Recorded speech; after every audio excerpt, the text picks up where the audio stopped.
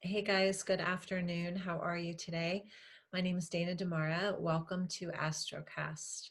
So this is the first full moon forecast of 2021, and I'm personally really excited about this forecast because it's in my sign of Leo, and I'm sure all of you Leos out there get it.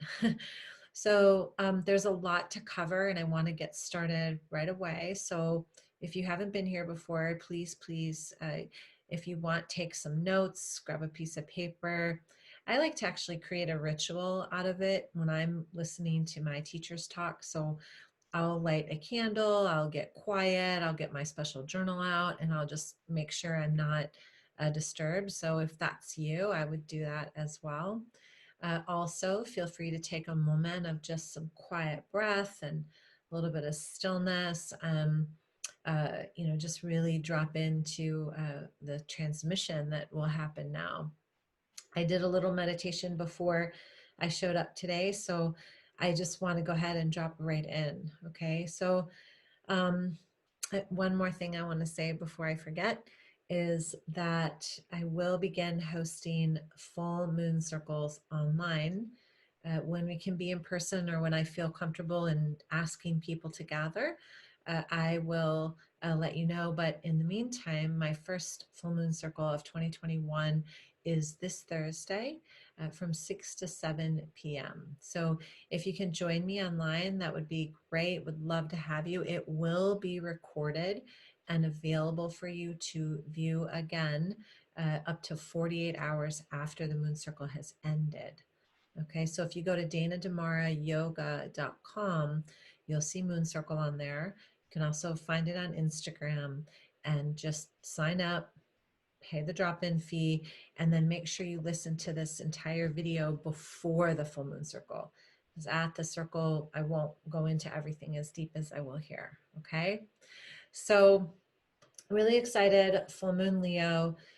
Um, as we know, Leo is all about, flamboyancy and being the king of the jungle and, um, a little bit of drama, a little bit of, let's do this and go here. And so we have that type of fiery energy. I actually want to go ahead and show you what the chart looks like so that as we kind of move along here, you'll understand what I'm talking about, or at least have a little bit of a viewpoint. So I'm just going to make this a little bit bigger so you can see it. Hopefully you can see that. So see all those red lines, you guys? Those red lines aren't like positive, harmonious aspects. Those red lines are actually very disharmonious, challenging aspects. Now, please keep in mind that challenging does not always have to mean negative, okay? And creating tension doesn't have to mean something negative. It means that something's up for a shift. So we're still shifting. We had a big 2020 astrologically speaking. So it doesn't just change overnight because a new president comes into play. Like he's still cleaning up stuff. We still have to clean up some stuff. So I want to just point out a few things for you. First of all, here's the moon down here in Leo at 9 degrees. Love the number 9, love the number 9. And then here is the sun up in Aquarius, which is, any astrologist will tell you that we've entered or we're entering into the Aquarian age. So this is great. Yay, number 9.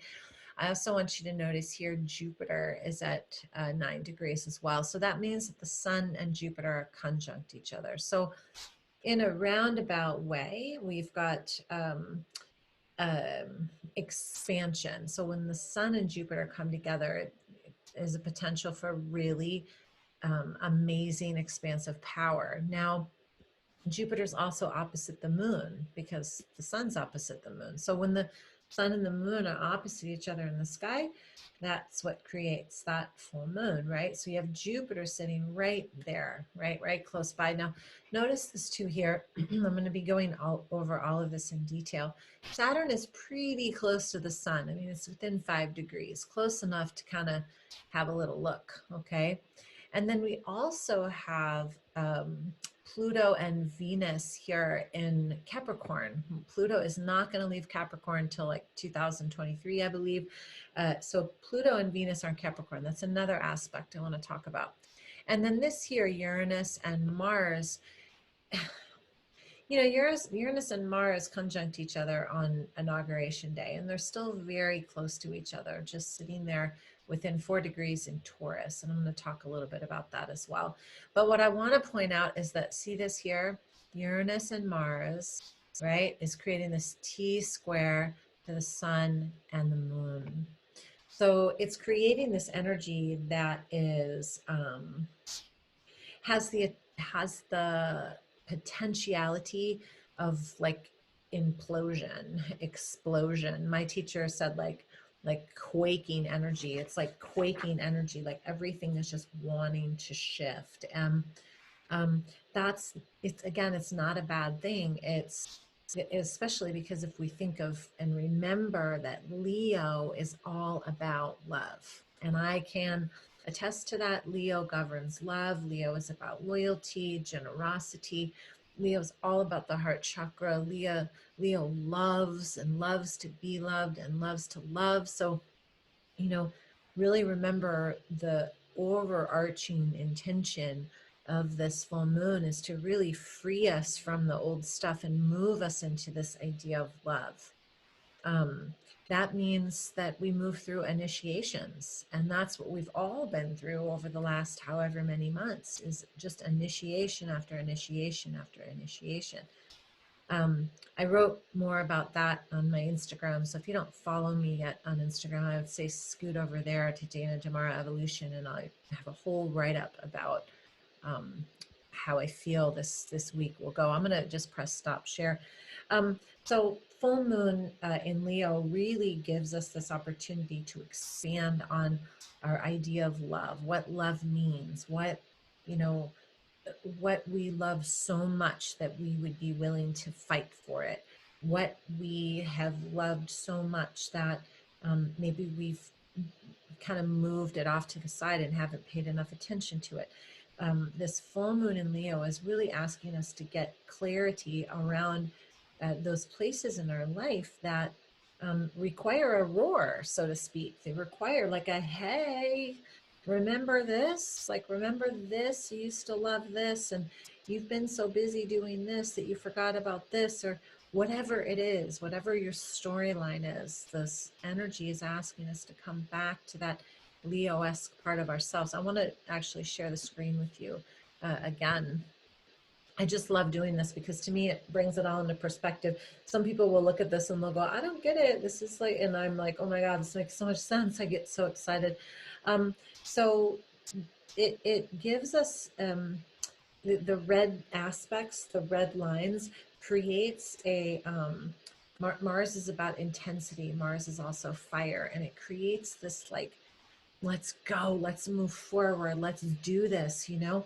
But with Uranus sitting right there, Uranus is about change. So Mars has this grandiose warrior idea about what's next. And especially if you think about how much restriction Saturn has been placing on us as a collective, but also astrologically. You know, here's Saturn at 4 degrees, and here's this aspect here. Saturn is still saying, wait, you have some more karma to work out, or have you met the timelines, or are you being logical? Saturn is asking you to dot all of your I's and cross all of your T's. It's like when I think of this aspect, I think of President Biden signing all those directives, you know, on his very first and second day in office, just like bam, bam, bam, bam, bam. And regardless of what side you're on, that doesn't matter to me. What matters to me is just so that you see the analogy of bringing this energy into taking things step by step by step, and knowing that soon enough you will begin to initiate that new program, that new love, that new whatever. But if you go too fast, it could implode. You could implode on yourself. You could move too aggressively, too assertively. So I'm not saying to not move forward. What I'm saying is just really have those ducks in a row, so to speak, and really be um, analyzing and looking at what you're doing from a place of, is this out of love, am I doing this out of love, or am I doing this out of fear, or am I doing this out of revenge? Am I doing this out of anything that isn't love? And be honest with yourself. We've had a year and a bit of understanding what restrictions and structures mean to us, right? And so now what's happening is that all the systems, the ways that we have been doing things as a society are all starting to crumble. They're all starting to be revealed with what issues really are underlying, and I could do a whole podcast, maybe I will at some point on that. The way we've been running our systems isn't really fair and just for all. And I don't know what the answer is, but I know this to be true, is that things are starting to dismantle and unravel. And they're going slow enough where innovation can come in and people can come in and say, hey, what about this? And what about that? And so things are happening slowly to unravel that the ways that we've been doing things. And that's Saturn moving from Capricorn to Aquarius. And with Mars and Uranus sitting there, Mars is kind of like, hey, keep going. But if you pull that string or unravel too fast, things will fall apart. So I guess what I'm trying to say is know that structures are changing, and the more you hold on to the way you want things to be or the way they used to be, the more angst you're going to feel. So better off to say something like, I wonder where this is leading to, or I wonder what's going to show up now. Like, be more curious than, but this is the way it's always been. Like, okay, that doesn't really work anymore. So when we change structures in anything, what begins to happen is it makes space and breath for creativity. It makes space and breath for innovation. And so, go back to the fact that the full moon is in Leo, and Leo is all about love and creativity and connection and loyalty. So go back to this idea that if you can create something, create it from that place of, how do I want to do this? Let me make sure that my intentions are pure. We go to Saucha in yoga. We go to Saucha, that idea of purity and cleanliness and clearing the mind, and really be in this place of utilizing your rituals right now for this full moon. Always, but especially now.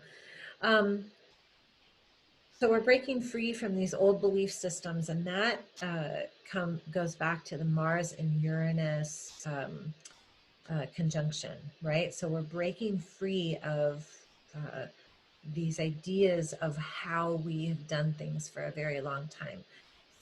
The way we've done things have been very top down structure, also been very masculine, been very just an order of supremacy. And what's happening is we're recognizing that that isn't working. And we've been recognizing that for a while, but now what will start to happen is things are going to start to shift in a way where we'll have no real choice but to kind of fall into this new way of being. And I was talking to my daughter the other day, and I said, just think about this, like, however many years from now, we're going to go, we lived through that pandemic. Remember when all those things changed in like 5 years, and all the way we do things now is so different. And, so it can be an exciting time. In fact, it can be so exciting to like document just like how you do things, and the way we see the world in a short amount of time from now is going to be extremely different. And so you want to clear out any kind of gripping or holding that you have on anything, and really just, what now? This is okay. Now what? And this is where that idea of faith and trust in the universe and in God, source, divine, whatever higher power you call upon, is really important.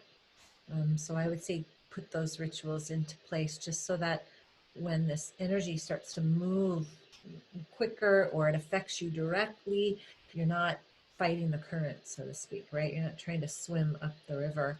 Um, I want to talk a little bit about um, Uranus and Mars. So Mars and Uranus I mentioned earlier, it's a quaking energy. So Mars is the initiator and wants to move forward, and Uranus is like all about change, unexpected change, miracles, grandiose ideas. And it's the Uranus is the higher mind. So it's those states of consciousness that you can reach when you're in meditation or when you're, asking for divine guidance. It's the out of the thinking mind and the day-to-day activities, and it's really that higher octave of understanding.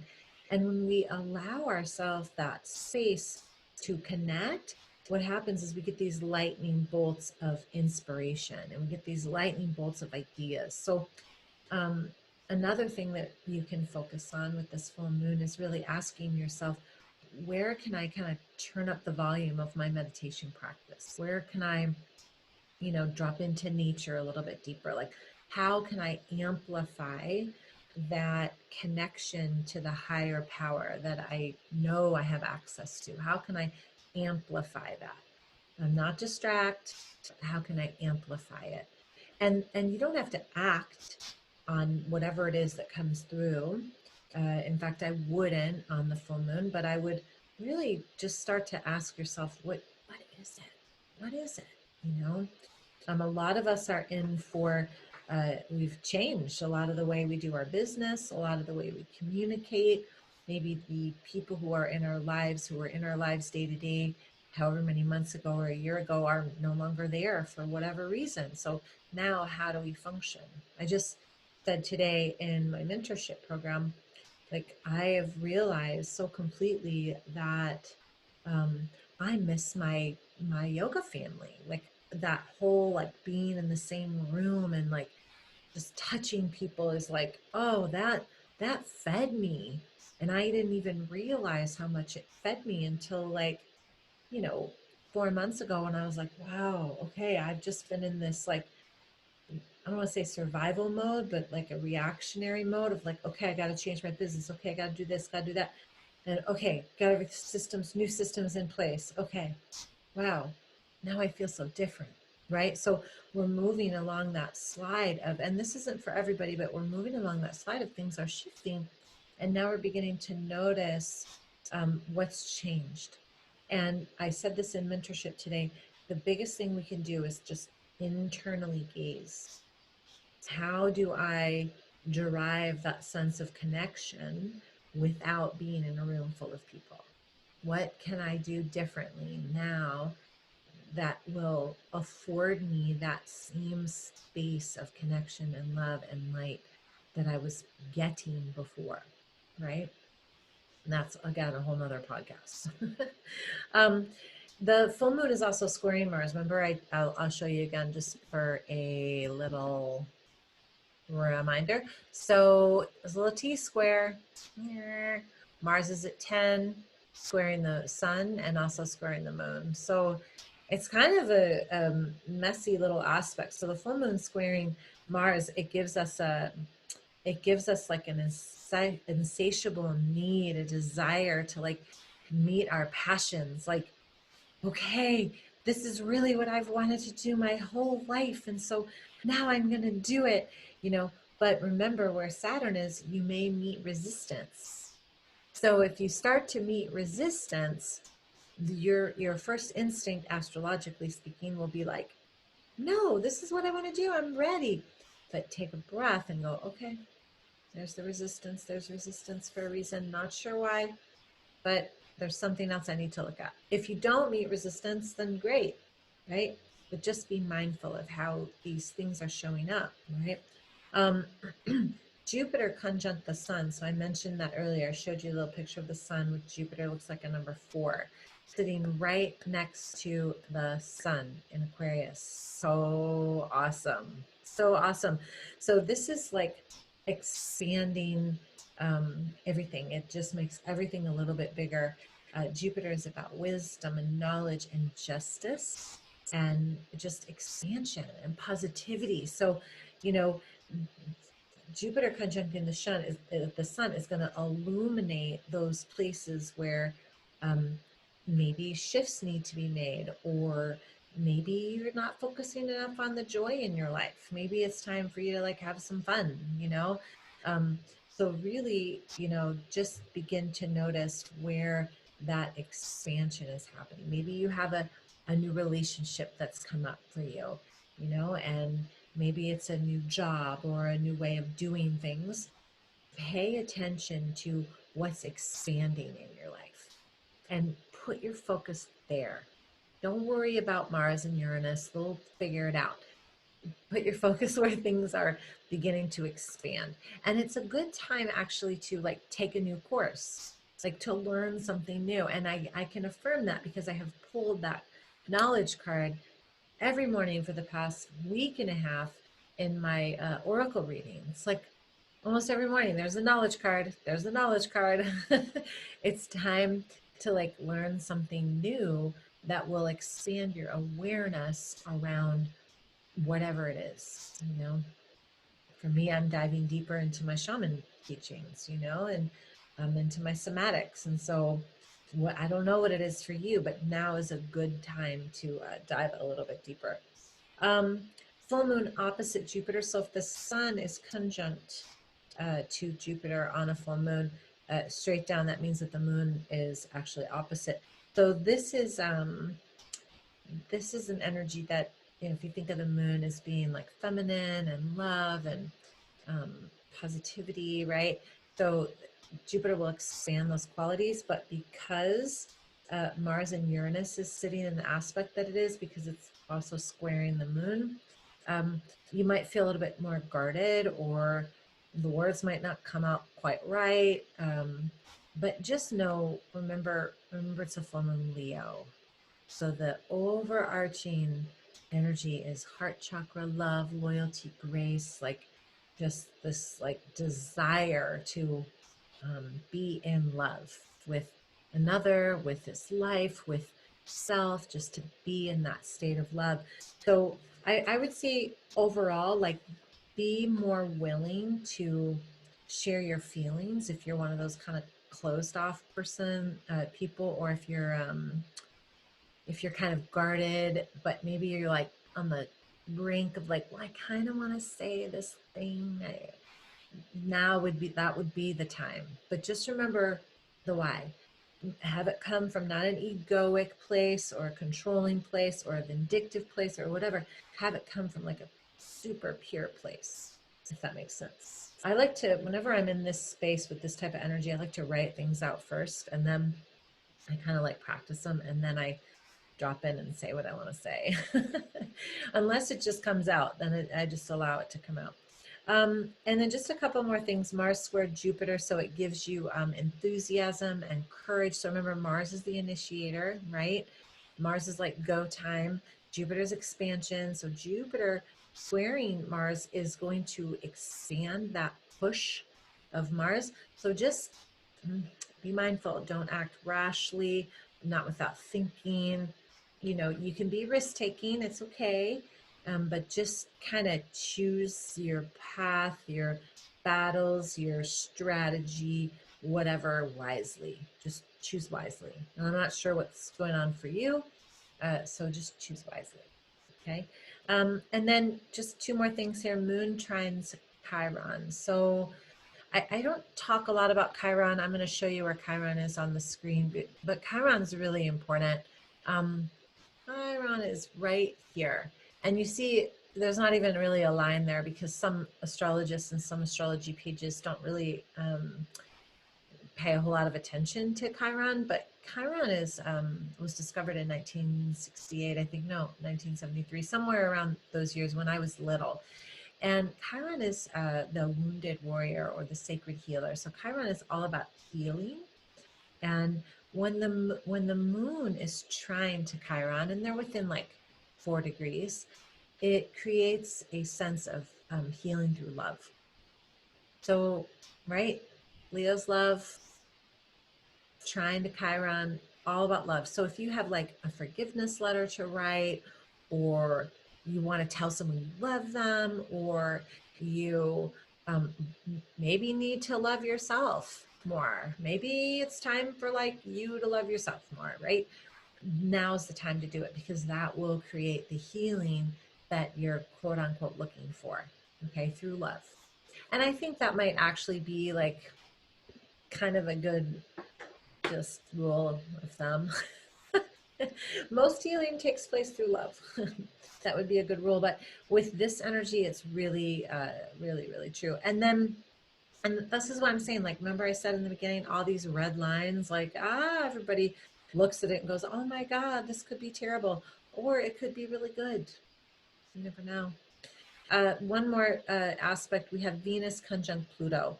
So Venus is sitting right next to Pluto, and Venus is the planet of what you value. So it's your value system, it's money, it's finances, abundance, beauty. It's the beauty of life, right? And it's sitting right there next to Pluto, and Pluto's all about transformation. So, a couple ways to look at it. One is that Pluto could be trying to transform the way you look at things and what you love and why you love it and what you value. And it could kind of like, if your value system's kind of out of alignment, things might start to get like pulled out of the way and shown to you, right? So, and that could be something like this, something as simple as this, right? Like, um, maybe you don't feel worthy enough of something. You don't even realize that you even have that tape running of non-worthiness, unworthiness. The universe will offer you an opportunity to see that pattern and transform it. Now, hopefully, it's one of those little like, hey, hey, and not like a slap down. So listen intently, listen deeply about what's going on. Listen to the words that come out of your mouth, pay attention, because this is really about what you value. And it also, I'm just reading what else is here. This also is about relationships, because Venus is relationships. So look at your relationships that you have. Which ones feel like they are um, supportive and loving? Which ones are like, maybe there's an underlying reason why that relationship is there? Um, and look at the relationships that nourish you. Okay, look at the ones that nourish you, because I'm telling you, there is nothing more important than relationship. And everything is up for a renovation this year. Everything. Everything is up for renovation. So all I will say is this, and some of you noticed that if you've been doing this with me for a while, I usually have this little like keynote. I don't have that anymore, because I just feel like when I don't plan and I just talk, this comes out easier for me. But what I want to say is, with this full moon, and with any full moon actually, be prepared to celebrate your wins and release the things that hold you back. And if you don't know what they are, ask your best friends, they'll tell you, or come to the moon circle with me. Because when we sit long enough and we sit in circle and we create this sense of community, we recognize what works and what doesn't. And we realize that we have this sangha, this circle of people and individuals that can hold us while we transform. And this is the year of healing. We had 2020, in my humble opinion, was all about resiliency. So we could see what we were really made of. So we could see how tough we are. So we could see really how we could go the extra mile, and how we handle conflict and fear and what came up for us. And we're still in that. It's not like January 20th, yay, okay. No, we're still in that. So this is the year of healing. This is the year of like, let me just count my blessings for a moment, celebrate my wins, and let's move into the healing. So this full moon is really like the onslaught of feeling. This is the I'm ready to heal now, you know, and it's not going to happen overnight, and it's not going to happen like you're healed now and so you'll be healed forever. Like life is ever evolving. That's the beauty of this. So anyways, I hope that helped for you. I will be on danadamarayoga.com, and that will give you the link for the moon circle Thursday night, 6 to 7 p.m. And uh, I don't know. I haven't done a moon circle in a while, but I have learned a lot of new things. So I would say just if you think you want to come and queue up. And I got my new shamanic drum and my rattles and my new like crystal bowls. So I'm like really excited to see what shows up. But be ready if you do come. Be ready to. Um, Move into something new. This is a new day and age. So, and if you want to have your chart read, I would be more than happy to read your chart. You just reach out to me. In the information, it'll have how to get a hold of me and stuff. But easiest way is just through my website at danadamara.com. And if you want to find me on Instagram, it's Dana Damara Evolution. So I hope this helped. I hope that you have a beautiful rest of your day. And if I don't see you with the full moon, just know that, you know, it's a beautiful, lovely time. And I'm so grateful for you. All right. Have a gorgeous day, you guys. Namaste.